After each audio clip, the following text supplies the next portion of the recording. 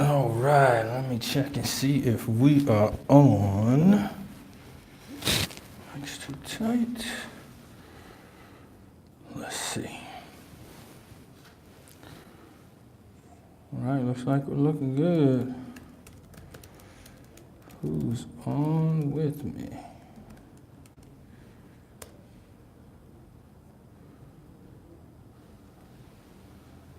Things looking pretty good.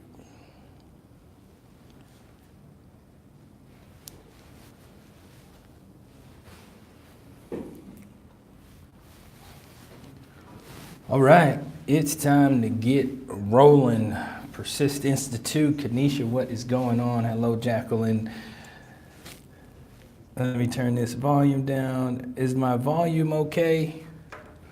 I got myself set up with a different setup today, so I just want to make sure everything is good. I am doing great. Kanisha, thank you for asking. Volume's fine. Okay, great. We're going to get rolling today because we have a lot to get through. I am expecting to have a couple new folks on today, and I am streaming on YouTube today for today's session. So for folks that aren't Persist Institute members, it is my online mastermind program, my baby, and where I do personal development training every single month. And we have accountability calls, and we have assessments that we do each week. And the main kind of grasp is for us to kind of take our visions for our life, make them concrete, and then create some action steps so we can take forward. All right, so today, I've been having some trouble with the updates. So before we get going, did anyone get any reminder emails for today? Did anyone get any reminder emails? Just tap right there in the chat. Did you get any reminder emails about today's session? On February 2nd. Okay, yeah. I got to work on my reminders. And I think I've got figured out what the issue is. So I'm going to fix that for next go round. My normal flow for the reminders is a week and then a day out, then an hour out. But you guys are on it. You had it in your schedule, so you were here today. And I'm super pumped for what we're going to talk about. And what we're going to talk about today is kind of threefold. And so as I talked about on our last accountability call, and I uploaded the assessment as far as your push goal, okay, and I talked about how we got our goals in place, we got some of our roadblocks established, things that we need to work on, and how going forward we're going to talk about staying committed to action, okay? Staying committed to taking action, staying committed, okay? So not drowning out or burning out, okay, as we continue to push, because now we're 3 months, almost 4 months into Persist Institute, but a couple months into the year. And so how do you kind of ramp up? So I really don't want us to slow down. I want us to ramp up and take action and keep going. And so today, I wanted to talk about an aspect of our life that I feel like is really kind of the driver, or one of the drivers, or one of the main drivers to help us take the actions that are necessary. So you guys know that I am huge on mindset. I'm huge on how you think. I'm huge on the thoughts that you hold. And so today we're going to be talking about this kind of global topic of mindfulness. And wrapped in that will be a little bit of gratitude. And I've talked about this before, but I'm going to go a little deeper today into gratitude. And then the last piece is joy. And I'm just excited about what we're going to talk about today. I really think this is an X factor in productivity. I really think it's an X factor in how you approach life. And I think if you can master these three things, if you can master mindfulness, and I'm gonna talk about specifically what I mean when I'm talking about mindfulness, if you can master gratitude, okay, if you can actually master that, and then it leads to this living a life of joy, this joy piece that I want to use, right? If we're in a state of joy, then we're able to take actions with a sort of, with joy, or with excitement, or with an attitude, okay? Because we have the proper perspective. All right, so what's going on, Cicely? Welcome. And so first up is gonna be this mindfulness topic, and let me give you a backdrop to what I'm talking about. Okay, so we live in a ultra distraction filled world. So that is a world that is built on distraction. You've got businesses that are built on the fact that they're able to distract you from what you're trying to do, grab your attention. We've got Facebook videos, YouTube videos. These things will grab your attention and keep you there, okay? And if we aren't intentional about the consumption, right, we will become distracted away from our dream or our vision, okay? So these tools that can be used for amazing teaching and greatness and goodness, in some instances have been hijacked to propagate things that will distract us from what we're really trying to do. So focus in 2019 is something that a lot of people are challenged with. And so one of the ways that I have been able to, I won't say master distraction, but control distraction in my life is this practice of mindfulness. And mindfulness at a base level is being able to be aware of your thoughts, okay? And quieting your thoughts, quieting the chatter, and being still, okay? And so I think this is massively important, because not only are we filled with distraction, our lives are ultra uber busy, okay? So we've got stuff going on all the time, stuff we gotta do, places we gotta go, people calling us, text messages pinging us. We're busy, okay? Our lives are busy, okay? No matter what level of life or what areas that you're contributing in, no matter your job, no matter your title, we are all busy, okay? And so busyness can distract us as well. And so I think this is extremely important, because if we're focusing on trying to push toward a goal, we need to be intentional in the actions that we make. And if we're so busy that we never come out of our busyness to look at the global, right, then we run the risk of maintaining busyness in our lives, but not getting things done. And so that's the piece that that's why I want to talk about mindfulness. And that's why I think mindfulness is so important. Okay, so mindfulness is a huge topic. So some people think of it as just meditation. Some people think of it as, guided visualization. Some people think of it as just quiet time. I look at it as being intentional with your thought process and holding a specific thought. Now that could be anything.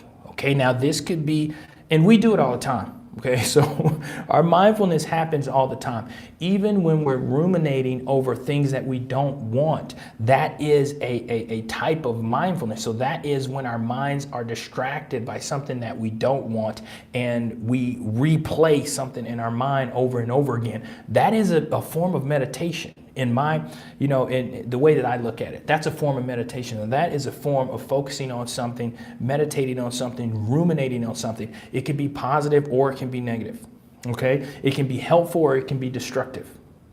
It can be encouraging or it could be discouraging. So the how intentional you are about the thoughts that you hold, then it directly correlates to the quality of your life. Because if your thoughts are if you're consistently consumed with what's discouraging you, or you're consistently consumed with what's not going to go your way, or you're consistently consumed with fear, right? All these things, anxiety, all these things kind of go hand in hand. So if you're consistently consumed by that, that can bleed over into the quality of life that you have. Okay, so that's why I think mindfulness is so important. Now, I don't want you guys to lose me here. I'm diving into mindfulness, but we are talking about this topic so that we're in the right state of mind every single day so we can stay consistent on what we want. Now, you guys are going to start hearing some similar themes in my messages. Every time I'm doing these trainings, I'm going to be talking a little bit about mindset and how you think. Okay, so here is how I practice mindfulness. And I've talked, we spent a little bit on this about routine in the last routine training. So if you can go back and review a little bit of how I fit mindfulness into my routine. So I'm not going to specifically talk about how I fit it into my routine. I'm really going to talk about my process. Okay, so my process and what I go through when I'm trying to practice this mindfulness and getting a hold of my thoughts. And so, and then here's another misconception about mindfulness and being quiet. Many people may think that it's a waste of time because you aren't being active. Okay, many people may say, well, why do I need to meditate? Why do I need to slow down? I could be being productive during that time. Like I could actually be making something happen during that time. And Dr. Lee, you're telling me I need to be quiet and sit down and not think anything and not try to figure out what I got for my day. So there's a lot of a rhetoric or thought process around mindfulness that it's not useful for you. But this is what studies have shown over and over and over again.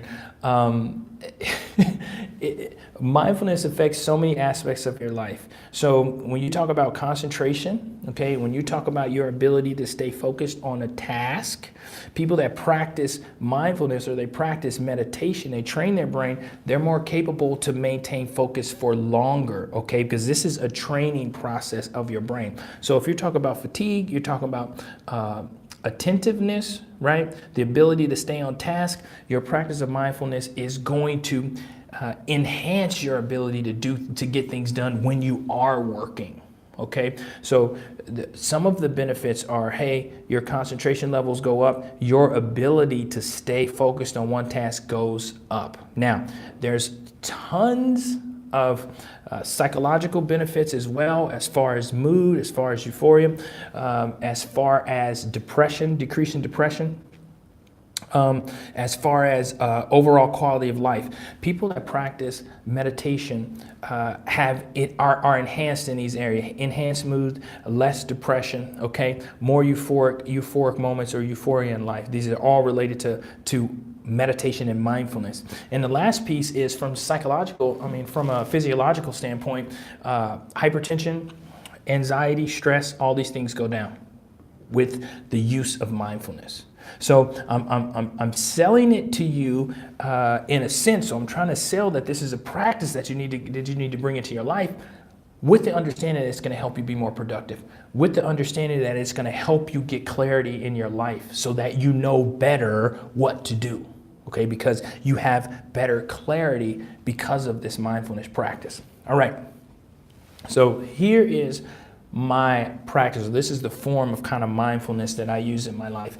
And I like to have quiet time. You can do this at any time during the day. Like I said, on a routine, when I talked about what I typically use in a routine. But when I am trying to meditate, I really kind of do three forms of meditation or practices of mindfulness. Some people get like, well, what are you meditating? Like, what are you talking about meditation? So I'm gonna talk about mindfulness, and because I don't want meditation to freak you out, like, this weird thing. So there's three types that I use. So one of the main types is quieting my mind. So this is, how do you quiet your mind? Meaning, how do you think about nothing? Which is like, oh, is that an active thing? Thinking about something is nothing. The nothing is what you're thinking about. So how do I hold no thought? Meaning, I think about nothing. And, as we go throughout our day, little thoughts ping in our head, right? Little thoughts ping in our head. Sometimes they're like really out of left field. You're like, man, where did that thought come from? Where is that now? That's just the mind. That's the mind. Okay, that's your mind. Okay, that will bring things to you. Okay, so you have these thoughts that come here and there throughout the day. Practicing mindfulness is controlling those thoughts. Practicing to gain more control. So training the brain to focus on what you want to focus on, to become less distractible. Okay, so how I started off with this, and there's a great book, and I'll put it in the notes, with a great book, The Power of Now by, I think his name's Eckhart Tolle, I think is his name. The Power of Now, and I'll put a link in here in the notes in the member section. It's a great book, so it got me started in understanding becoming present in the moment. And so as I start to practice mindfulness, and I do mine in the morning, my kind of process is I try to think of nothing. And so what kind of helps me is when I close my eyes, so I get myself in a quiet place, okay, somewhere that I'm not going to be distracted, somewhere that's quiet, right? Maybe I'm in a closet, maybe I'm, at my desk and it's early in the morning, my kids are asleep, my wife sleeps, everybody sleeps, so I've got some private time to me. Maybe I'm in my car before I go into the office, maybe I'm in my car in the garage when I get home from work, but these are all times when I'm able to bring myself to the present moment, and bring my thoughts into control. And so the practice kind of looks like this. I get myself in a quiet time, and I'll close my eyes, and I will start focusing on, I will distract myself by other things. So one of the easiest ways that I got started was focusing on my breathing and doing diaphragmatic breathing. And so that's when you breathe, but you aren't using your chest to breathe, you are using your belly to breathe, okay? So if you sit there and breathe, you can try to take a deep breath and go, well, that's using your chest, or you can use your diaphragm to breathe. And so you open up your lungs a little bit more, but it takes a little more concentration to breathe with your diaphragm. So, right? So I can breathe with your belly, okay? So that's diaphragmatic breathing. And so it's a great way, and I do this actually before my talks. If I'm excited about something or nervous about something, I start to control my breathing. So that is one of the easiest ways to snatch your focus and to start focusing on something that's going to take your attention. And so, okay, I get myself quiet. I say, what do I do now? I'm trying to practice this. Okay, let me focus on some diaphragmatic breathing. So I breathe with my diaphragm. Close my eyes, breathe with my diaphragm. Okay, I'm focusing on my breathing. I'm focusing on my breathing. Okay, and so part of mindfulness is bringing yourself to the present, okay, bringing yourself to this moment. And the reason why that is so important, because a lot of us live our lives in other times. So what do I mean? I live this moment worried about tomorrow, or I live this moment regretting something in the past, right? And I'm never really thinking about this moment like right now. But instead, I'm thinking about how what I'm doing right now is going to help me in the future, how, what's going to happen tomorrow, or what time is it? What's the next thing that I have to do? Or, what was it? Oh my gosh, it was so crazy before I got here. Or, man, I can't believe that happened today. How often are you actually present? Or how often are you actually here? Right? And so mindfulness brings you present, okay? And so as I work on diaphragmatic breathing, and I'm giving you guys a lot, I breathe in my diaphragm, and then I start to focus on when I first started this, because now if I sit down, I can go right to it. But I'm teaching you guys the basics, how I first started. And then the next thing I would do was kind of try to notice the feeling of, and people practice this a lot of different ways, but I would try to notice the feeling of the floor underneath my feet. Right? So these are things that are pulling my attention to the now, right? So if you try to think and say, oh, how do my feet feel? How does the floor feel underneath my feet? Okay. And I would just kind of go up my body from my feet. Now this is in the morning, I'm sitting in my chair, I'm trying to get quiet, I'm working on mindfulness, I'm training my brain. Okay, brain, we're going to think about how the floor is feeling underneath my toes. Okay, now how are my knees feeling? Have I thought about how my knees are feeling right now? Like, have I even thought about that? Okay, let's see how my knees are feeling. Okay, if I'm sitting in a chair, how's that chair feel on the bottom of my legs, right? How does the weight feel in the chair? How am I sitting in the chair? Okay, coming on up. Are my elbows resting on the armchair? or on the armrest, right? And how is that making me feel? Okay, how does that feel? Or how's that pressure feel? Let me focus on that for a little bit. Is my back in the back of the chair, right? Is my back in the back of the chair? Oh, I don't know. Well, how does that feel, right? And move yourself all the way up to your head. Like how's your shirt feel on your back, right? Or how's that jacket feel on you, right? Or how is your sleeves hitting your wrist? There's so many things that will bring you into the now. Okay, and these are ways that you can practice this. Okay, so I encourage mindfulness. It brings you into the now, and it trains you to quiet your mind. So you decrease stress, you decrease worry, blood pressure goes down, heart rate goes down, right?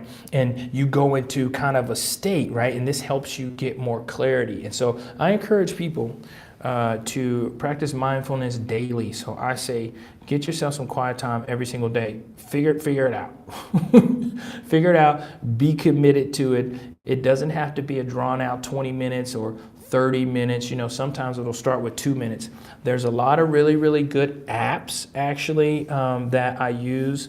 And I will link a few applications that I use for this. One of them is Headspace. Headspace is one that I use. It's a great one. It does a lot of guided visualizations. And so that's a great one too. So there's a lot of applications if you have an iPhone or Android that you can plug your headphones in and somebody will talk to you and guide you through how to do this.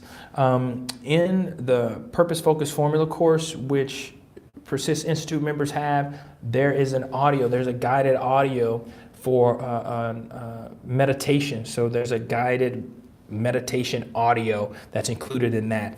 And actually, I think I've included it in our first session as well in your members area. So I've got some resources for you if you want to start to practice mindfulness. And so I'm going to tie this in and we're going to roll with this. But the next thing about mindfulness and one of the ways to take your thought processes back is to counter stress or worry. Okay, so again, I'm talking about how we're staying consistent with our goals, how we want to keep pushing forward with our goals, and how we are putting things in place, right, to deter us from getting distracted, deter us from getting discouraged. Okay, so we're putting things in place up front that are gonna counter this natural tendency to get in the lull, this natural tendency to not be on fire as much about what you're doing as you've been working toward it for months, right?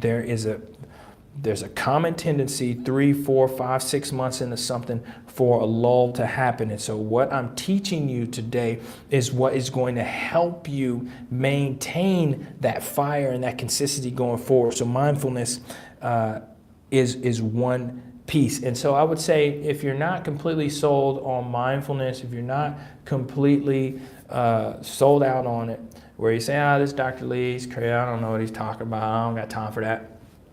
I just want to challenge you, give it a week, okay? Give yourself a week and give yourself 5 minutes, okay? Get your little timer or get your Headspace app and give yourself 5 minutes, okay? And tell me if you do not enjoy that 5 minutes. Tell me if you don't see an effect in your life or in that day. It has radically changed my life. It's given me the ability to gain clarity. It's given me the ability to relieve stress. It's given me the ability to, and for me, like I'm into like crazy, like athletic stuff, like controlling my heart rate and breathing rates and all this stuff. And so I love it. Okay. So the next piece I'm going to talk about is gratitude. And I want to talk about gratitude from a few perspectives. So gratitude can be matched. So I match gratitude with my mindfulness practice. And it is a way for me to gain a proper perspective of the day. And, I heard a pastor say, I can't remember who it was, and I should really give people credit when I quote what they say, but he said something like, just imagine if when you wake up tomorrow, you are only going to have what you thanked God for today. So you only get tomorrow what you thank Him for today. Okay, so what you practice gratitude for today, or what you express thanks for today. Just imagine if that was, your life was, I only got the next day what I was thankful for today. And so when you think like that, you are able to identify things that you can be thankful for, even in a crazy, crazy time. And so the reason why I think gratitude is important, because a lot of us live our lives in anxiety and fear, worry, stress. And so gratitude is an antidote to all of those. Okay, because it's really hard to be fearful and grateful at the same time. It's really hard to be worried and grateful at the same time. So it's really hard to be stressed out and grateful at the same time. Okay, so if you have this, if you're pushing towards your goal and you have this, I don't, it's not working, or, I really need some work, or maybe I'm going on and I'm beating up myself. Well, you need to give yourself some time to think about what you're grateful for. And so this is the practice that I do first thing in the morning, because your day gets hijacked really early in the day. You might have an interaction with somebody really early in the day, and it starts this spiral of your day. People say, oh, this guy ruined my day, or you can't believe what this happened. And after that happened, the rest of my day was gone. And I challenge folks that say, oh, this ruined my day. I challenge them, because I say, well, you have to incorporate things where you can take your day back. Okay, so you can take your day back if it's went off on a course, and say maybe you had a tough interaction with somebody. You have to be able to take your day back. And so a practice of gratitude will allow you to do that. And so gratitude is so, so important. It's so, so important, because when you're grateful, number one, you see abundance. You see abundance in life. There's less lack in life when you're grateful, because if you're counting your blessings per se, if you're counting what's good, if you're counting what you're grateful for, then your abundance part of your mind starts getting stacked and stacked and stacked and stacked. Not only am I thankful about my health, and not only am I thankful about my vision, not only am I thankful about my mind, not only am I thankful about my job, I'm thankful for my family, and I'm thankful for boom and a boom and boom, boom, boom, right? And so this gratitude increases the abundance portion of your brain, because you really start to see from a proper perspective how much abundance you actually have in your life when you focus on it. But many of us will let one aspect of our lives, we go into a rabbit hole with one aspect, and because this one aspect is wrong, everything is wrong, right? And because this one aspect isn't going right, nothing's going right. But in all actuality, that's just one aspect of your life. Your life is right, right? Your life is right. The breath in your lungs is right. The sun is right, right? Your heart beating is right, right? But maybe this one aspect is what you say, oh, it's not going right, or it's wrong, or there's a problem, okay? But when you are consistently committed to practicing gratitude in your mindfulness, you're able to see things in the proper perspective. And why is the perspective important? The perspective is important because today I need to act, I need to move in abundance. I don't need to move in lack, right? When I'm grateful, I'm able to move with this attitude that I'm good, I do not lack, I'm grateful, I'm blessed. So it's like, okay, now I can go out and help this person. I can go out and do this good, or I can go out and make that call. Maybe I'm getting new business, or maybe I'm trying to, create new business or do more leads in my business. And now I'm making that call with gratitude. I'm thankful I even got a phone so I can make these calls, right? If you're working with gratitude, So say maybe you're in school, right? And say you got this big test coming up or something, and there's a part of your brain that says, oh my gosh, I can't believe this professors make me do all this. But wait a second, I remember when you was trying to apply to get to the school, so and snatching that back and saying, okay, no, I'm grateful that I'm here. I'm grateful for the opportunity to get this education. Maybe I'm grateful.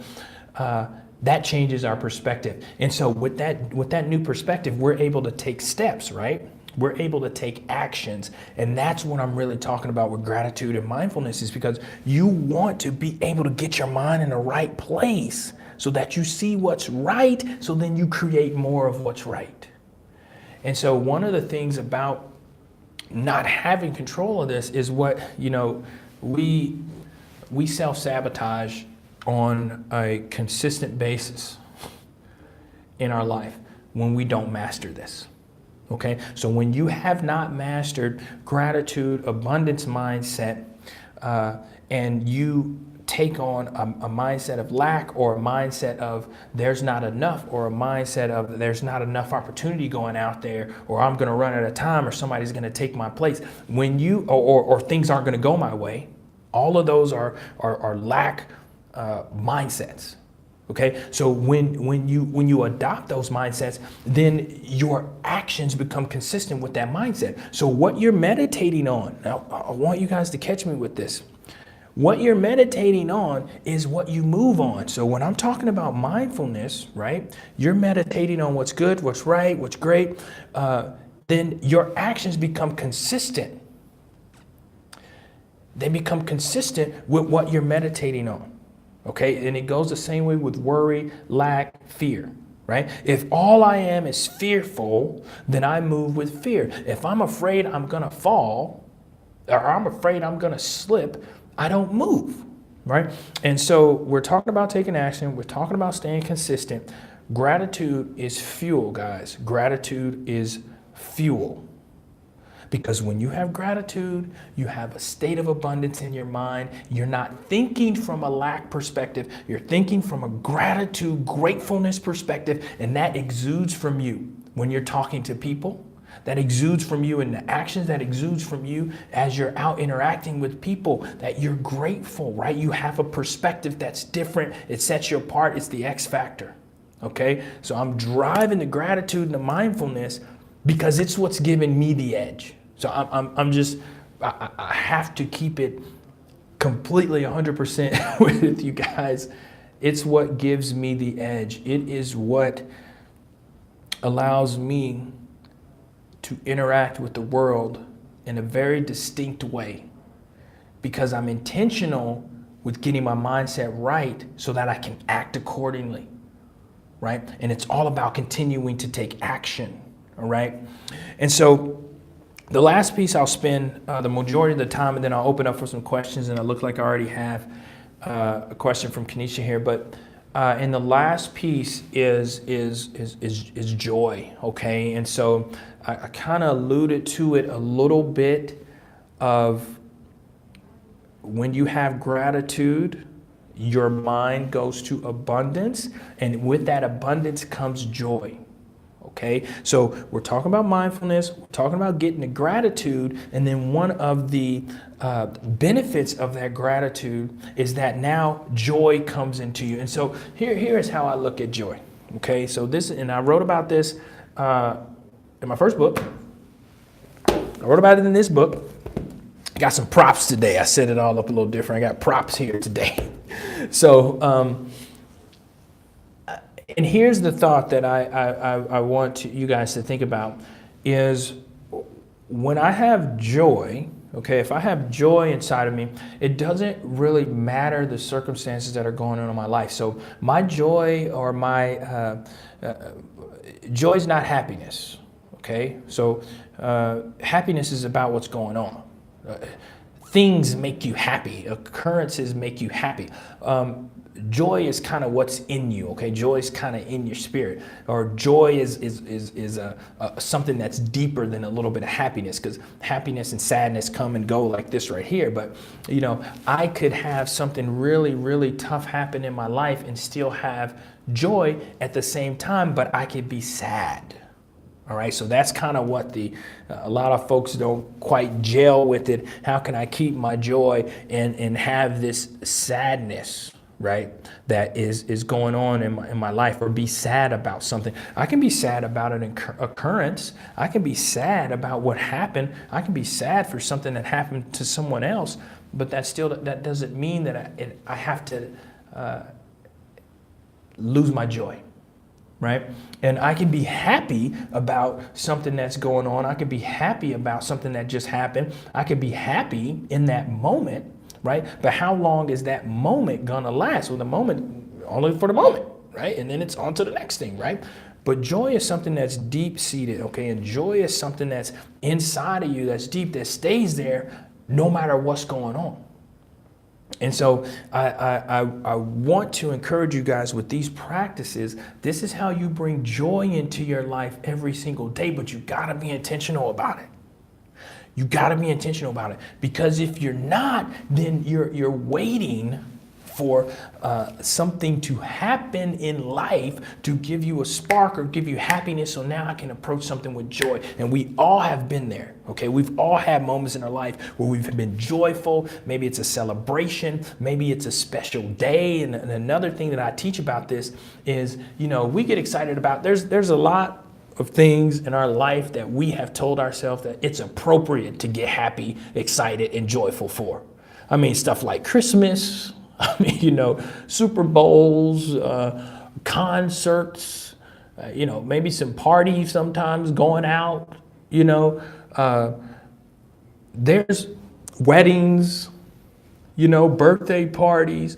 There's certain occurrences in our life that we have just told ourselves, it's okay for me to act joyful right now because you know what, it's a Super Bowl. Come on, let's go.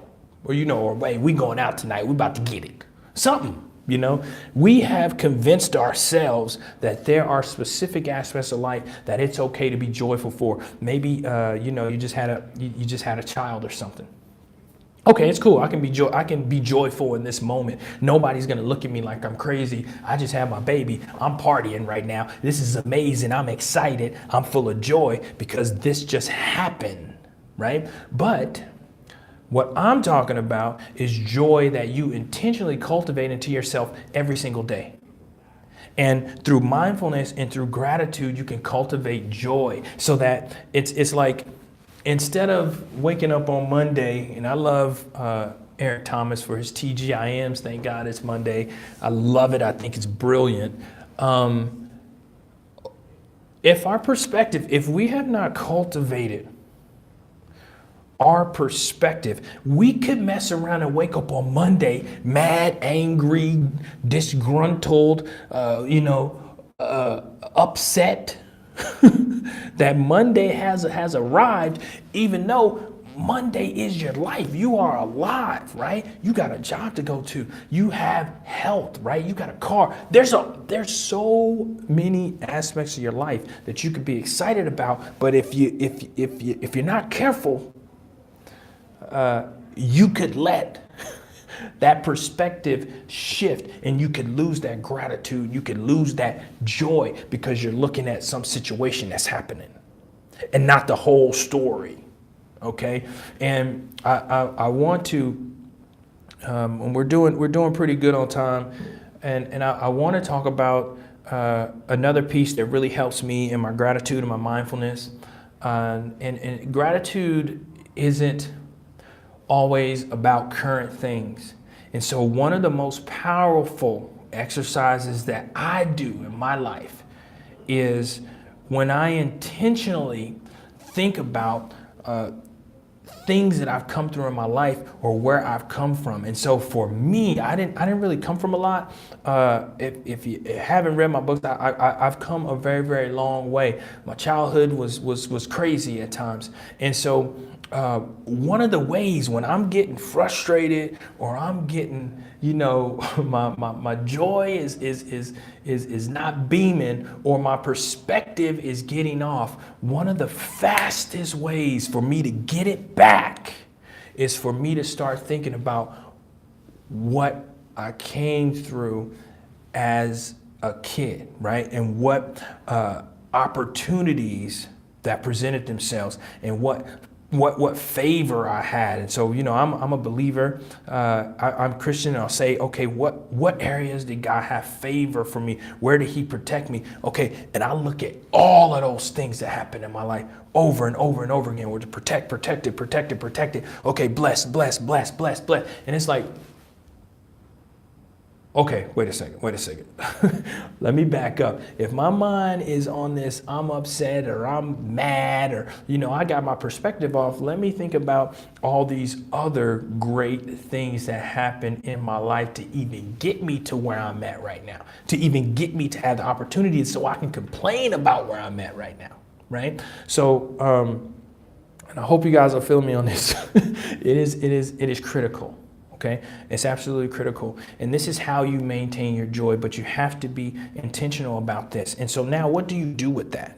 All right, I'm going to talk about what we're going to do for that for the last maybe 5-10 minutes. Then we're going to get to some of these questions. So what do you do with that, right? You wake up, you get your mindfulness, you take your time, you figure out what you're grateful for, you cultivate that joy. Okay, maybe you get your cup of coffee, you get your caffeine, and then boom. Oh my gosh, the joy's great, God's good, everything's awesome. Okay, what do you do with that?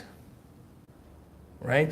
So now that your mind is right, now that your state is right, now you take that to-do list, you look at that schedule, and you start busting it out, right? Because what I'm doing, right, is going to produce for me. What I'm doing, I'm believing in the system I'm believing in, right? Because I've already got my mind with abundance. I already got my mind understanding that what I'm doing is going to get me what I want, right? My mind's there. I'm believing. And you can even, with your mindfulness practice, you can even visualize. And there's a lot of different ways to do it. So I'm just trying to give you guys all the different examples of how I do it. But you can even visualize what you want to happen.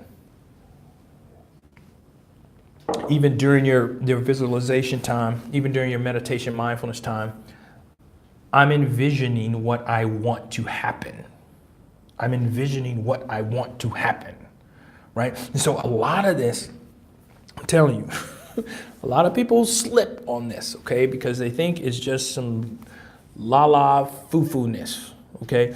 But it's real, okay? And so this is how you gain certainty in your life. A lot of people talk about living by faith. This is how you are able to walk in faith. This is how, because you have your mind and your faith and your belief there, so then now you can walk, okay? So you got your day right, you're getting ready to get started, and now you are able to attack your to-do list. Now you are able to address or start to do work in a different state.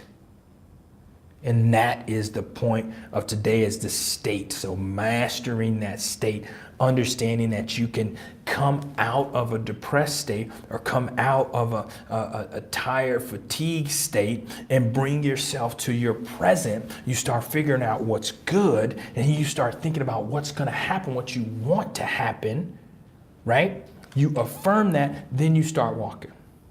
All right? You bring joy into your heart. Now you're able to make stuff happen, right? But this does not happen automatically, and that's the point of today's session. That's the point of today's training. This does not happen automatically. So some people might just say, oh my gosh, you're just so optimistic. Like, you're just always excited about everything. It's not a natural occurrence. Some of it is. Okay, some of us, we all have a inherent natural demeanor, but no, not consistently. All right. And so for me, one of the things I found really early in life, and it's funny because I feel like all of our experiences teach us something. But one of the ways I learned a lot about state And I didn't know exactly what I was doing at the time, but now I look back, I understand it. When I was in college, I had a job at a call center, and I was doing cold calling for long distance. So this is like back in the day, okay, when there was actually long distance and you had to buy long distance service on your phone. You couldn't just call somebody in a different area code, okay? So I had a job where, and I think the name of the company was like West Telemarketing or something. And they did the calling for a lot of different companies. And so I was calling for AT&T. And one of the things that I learned really fast in that job was that even your state could be translated through the phone. So your voice, that person couldn't see you. They didn't see how you were. They couldn't see your energy. They couldn't see anything. All they heard was your voice, and you could transmit state through your voice. And so I started to realize that the calls where I was like, hey, how you doing? Yeah, you trying to get some new long distance or what? I mean, we could probably save you a little bit. Nothing, right? If I approach the call like that, 0%, okay, conversion rate, okay? But when I was able to train myself to approach that call in a different state, right? When I was able to get upbeat, hey, how you doing? Get myself in the right state, that translated to other people, right? So then it was like, oh yeah, hey, how you doing? Hey, I'm just calling, you're having a great look. Listen, we have an awesome deal for you. Something like that, right? Totally different outcomes, okay? And so that's when I began to learn about state and how it affected how you did the task at hand. And then not only did you do the task at hand different, you got different results. So this is powerful, powerful stuff, okay? So the last piece that we talked about mindfulness, all right? Talked about gratitude. We talked about living with joy, okay? And joy is irrespective of the circumstance. Joy is inherent. Joy stays there. Joy is how you get through the tough times. Hold on to your joy, continue to take actions, and now you get through the tough time. The tough time doesn't beat you. The tough time doesn't keep you down, right? The tough time doesn't define you. The joy in that low moment defines you, and that's how you come out of it, okay? How do you cultivate joy? You do these things we talked about today, right? You get your mind, people heard it, get your mind right. What does that mean? I just spent 45 minutes instructing on how you get your mind right. Now, again, this is important because we take that state and then we start taking actions, right? We take actions to move us closer to our goal. All right, so let me knock out a couple of questions here for the last kind of 10 minutes here. And let's see, I'm gonna scroll back up. Looks like Kanisha had, okay, so when focusing on the present, focusing on your breathing, do you start the 5 minutes once you start breathing? Or is there a point that you actually think of nothing and start the timer then? No. I start the timer, I only start the timer once. As soon as I sit down, that's my time, okay? Because you want to train yourself to get there fast, right? So you don't want to delay and say, oh, okay, I think I'm in a prime mindfulness state. Let me hit the clock now. No, you want to start even. That time counts when you're even trying to get yourself there, okay? That time still counts, okay? So I sit down with the timer, if I'm doing 5 minutes and maybe I only get, maybe I'm like fighting and struggling for 4 minutes, that time is still useful because that's still training time. Okay, because every time you snatch back your thought, you're training your brain. Every time you snatch it back, that's training. Snatch it back. Okay, well, now I'm thinking about this. Snatch it back. Oh, there was a creak over there in the window. Snatch it back. Oh, I heard something outside. Snatch it back, right? All of that is training. right? So all that counts. So my point is that all the time counts. All right, so start the clock once. If I'm doing myself 5 minutes, I hit the 5 minutes, then I close my eyes and I get there. All right, I try to get there. All right. Okay, so great question. Okay, so how do you become more confident? Okay, Lindo, how do you become more confident in your ability? As I was a student who used to get low grades, but by the grace of God, I've started to have high grades, but I constantly feel that I don't deserve them. Okay, confident in your abilities. Okay, so yeah, this is a great question. I could go on for like 30 minutes on this, but I'm gonna try to be quick on confidence in your abilities. Many times, we as individuals in our current world, we look for validation outside of ourselves. And so I am anti-external validation, okay? Because if your validation of yourself or your confidence in yourself is always based on performance, it's performance-based confidence. If your performance is what gives you confidence, then your confidence is always going to wax and wane because your performance is always going to wax and wane. You're going to do great, then you're not going to do great. You're going to do good, then you're not going to do as good. So I am a proponent of internal validation. And here is how you understand, here is how you kind of grade the level of confidence that you should have is what do you think you can do? What do you think you could do? If somebody said to you, what do you think you could do? No, I mean, you couldn't fail. What do you think you could do? That's the bar. That's the bar. So if you say, oh, I think I could do something great. I think I could change lives. That is you. That is the real you. Your confidence should be at that level. Right? And it's irrespective of performance. Irrespective of performance. And so many of us get into this wax and wane, and it affects performance because it affects mindset and it affects confidence. And so I'm going to wrap this up, but how I learned this. And so whenever I teach, I always try to use examples from my life of how I learned it. How I learned this was playing basketball in college.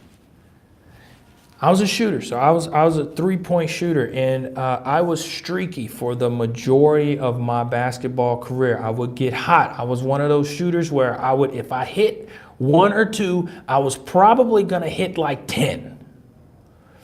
Or once I missed 3 or 4, I was probably going to miss the next 20 because it was all here, right? And so I was always, as a basketball player in college, when I was young, I was always basing my confidence on my past performance, meaning my immediate past performance. So this isn't like I had a good shooting day a year ago. That performance, I forget about that. I'd be like, okay, whatever. If I had just missed 3 or 4 shots, then my confidence was gone, right? And so I learned one of the things in life.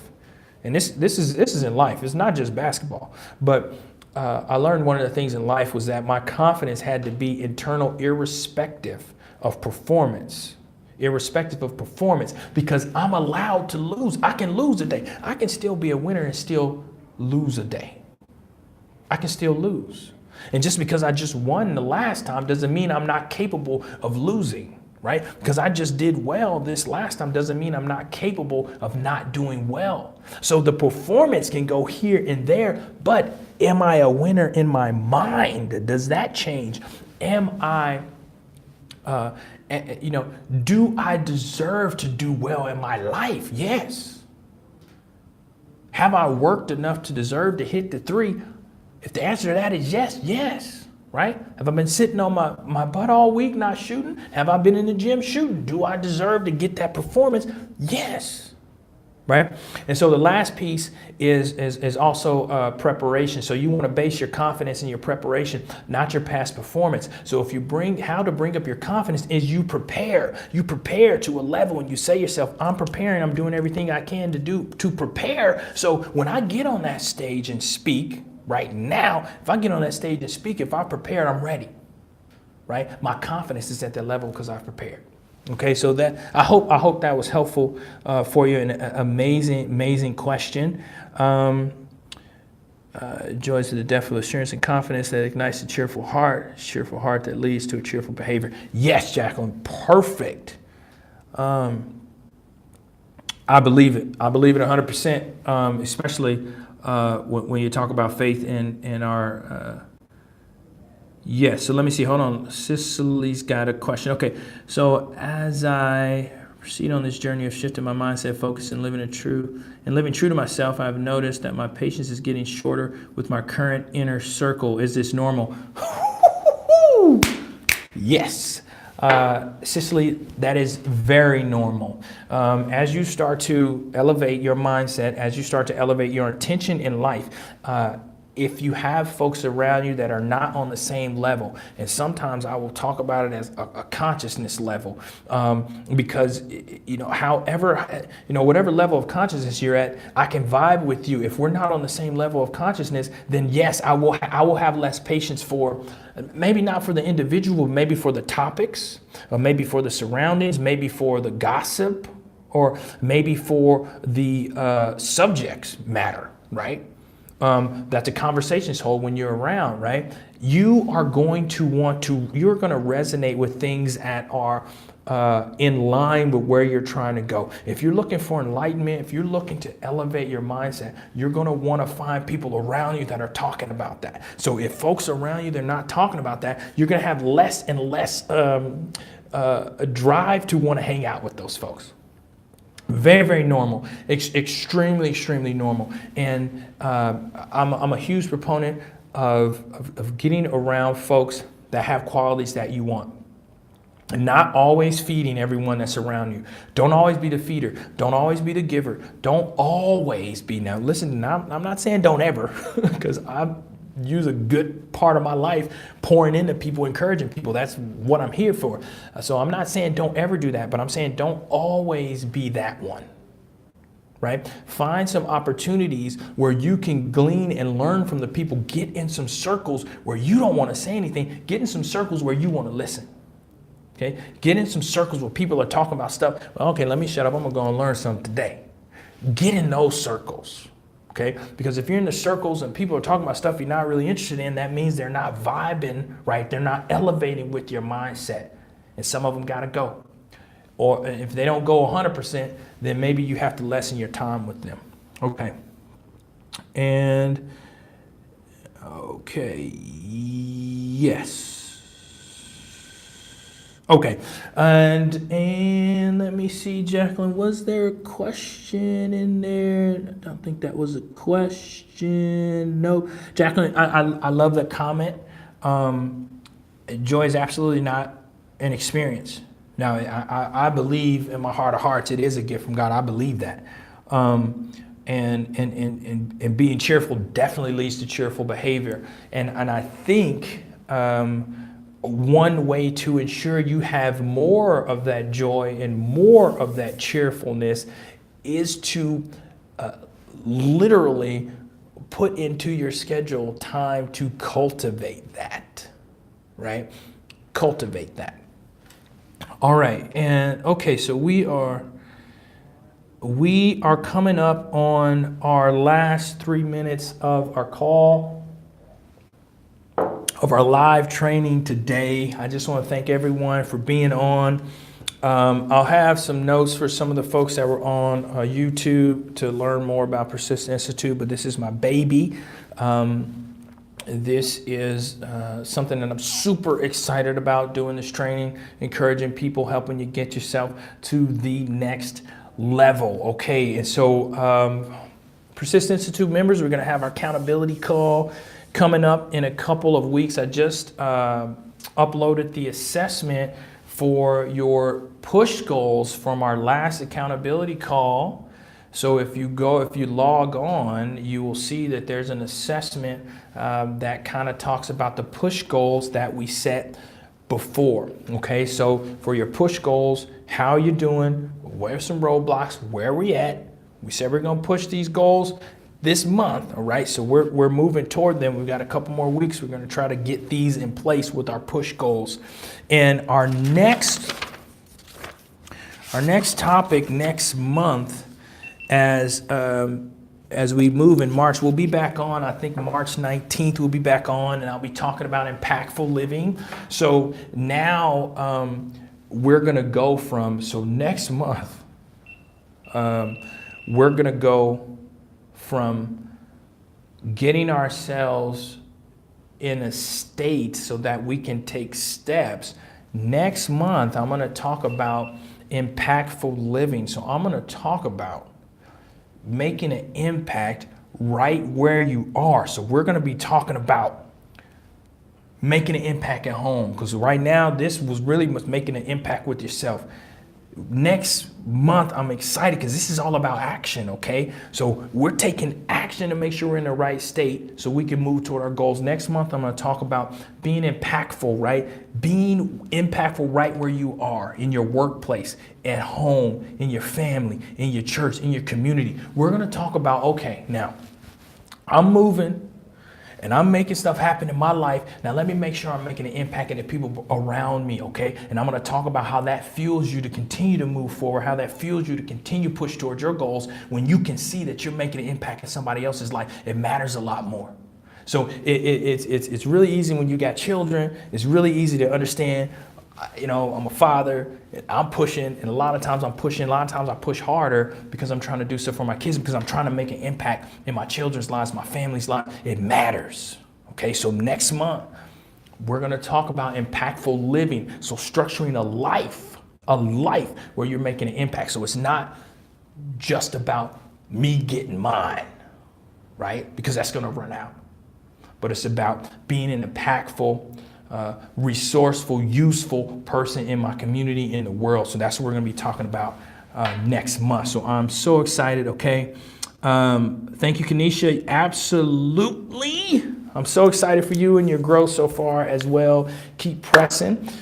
We are going to be on next month. Look out for the emails. You'll get a lot more reminders next time for our trainings. And yeah, until next time, God bless. Godspeed. Keep pressing. Later, guys. Good night.